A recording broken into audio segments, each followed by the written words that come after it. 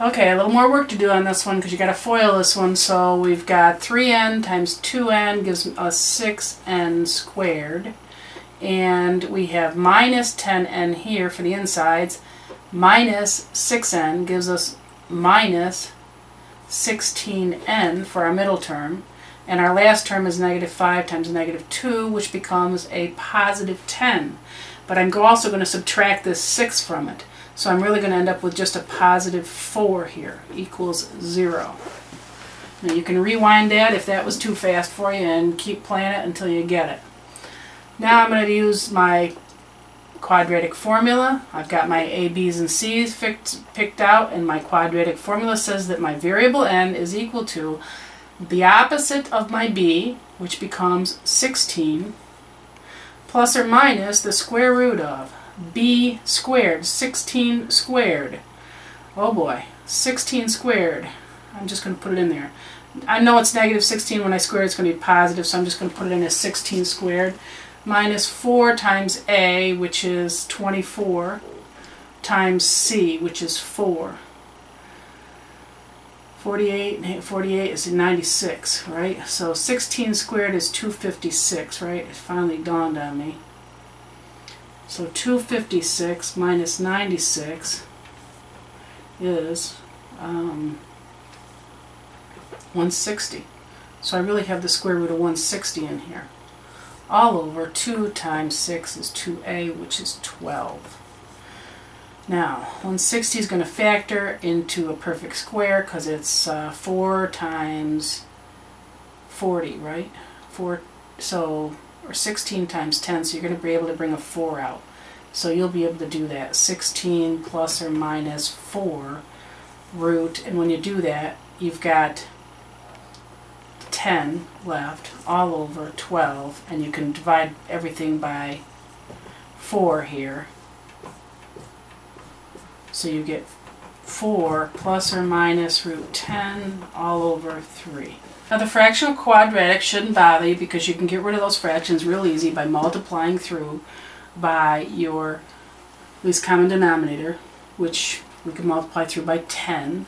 So we get 5t squared plus 10 equals 2t, and I can subtract my 2t from this side. 5t squared minus 2t plus 10 equals 0. Now, why do I have to do this? Because if I try to do my a, b, and c from this equation, you might end up taking your b as a positive 2, and b is not a positive 2. It becomes a negative 2. That's why it has to be over here. Okay, so now, just plugging it into the quadratic equation, t is equal to the opposite of b, which is a positive 2, plus or minus the square root of b squared minus 4a is 20 times c is 200 all over 2a, which is 10. So t is equal to 2 plus or minus the square root of 196, negative 196, sorry, negative 196 all over 10, and I know you can get this out as an I, so you get this stuff and you finish this problem by factoring this out. Again, now our constant term is over here. You have to have everything over here. 2n squared minus 4n minus 8 equals 0. So now I just apply my quadratic formula. N is equal to minus b, which is 4, plus or minus the square root of b squared, 16, minus 4 times a is 8, times c, which is negative 8. So I'm going to get a negative 64 all over 2a, which is 4. So now I have 16 plus 64, because minus and negative is the change, so we get n is equal to 4 plus or minus the square root of 80 all over 4, and I do have a,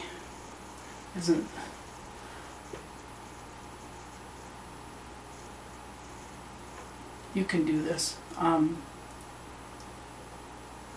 10 times 8 and 4 times 2, so I'm going to have, and 5. So, yeah, You just heard what I just said there, right? This is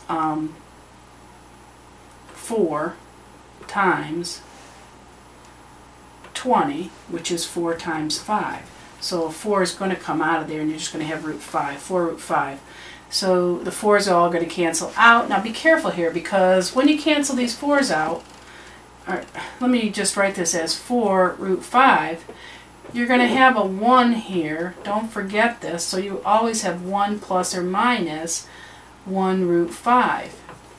Don't get rid of that 4, because you're just canceling it out. That doesn't mean it goes away. You still have that 1 there, and it's all over 1.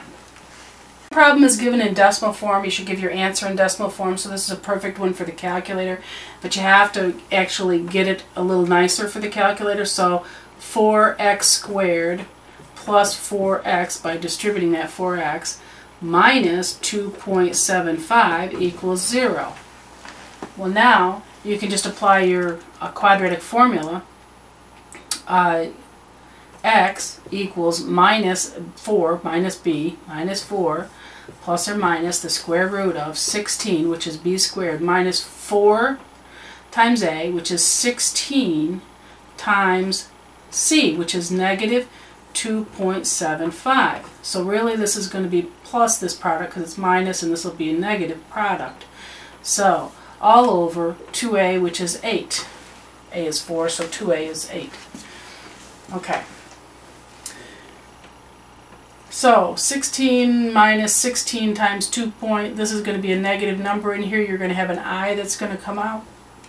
So basically you can do this one on your calculator. Just remember that you should have an I there. Directions to this set of problems ask you to solve this by factoring and then using the quadratic formula. Basically you're not going to do too many of these. You only have one of these to do. So what this is showing you is that you will come up with the same answer. If I were to factor this, first I take out my greatest common monomial always, so I get 5 times x squared minus 9 equals 0. Well, this is the difference of two perfect squares, so I get 5 times x plus 3 times x minus 3 equals 0. So x equals minus 3, or x equals positive 3. There's my two answers. Okay, so let's remember that. Plus or minus 3 is what I got by factoring. Okay, now let's go ahead and do the whole thing by the quadratic formula. Well, in this case, I don't have a c, so my c, or I do have a c, I don't have a b, so my b is 0, right? There's no x term, so my coefficient of my x term is 0. So I have x equal to minus b, which is minus 0, plus or minus the square root of b squared, which is 0, minus 4 times a, which is 20, times a negative 45, all over 2a. Well, 2a is 10. So now when you actually go through this, plus or minus the square root of negative 20 times negative 45 gives me a positive, and it's just going to be 20 times 45, which is, if you leave it as factored, I get 9 times 5 times 5 times 4, let's see, 45, 5 times 4. It just is easier to do it that way. So now I have a 5 that comes out, and I have a 2 that comes out, because the square root of that's 2, and a 3. So I have plus or minus 3 times 5 times 2 all over 10. Well, this is 15 times 2, which is 30 over 10. Well, that's plus or minus 3. And you get the same answer.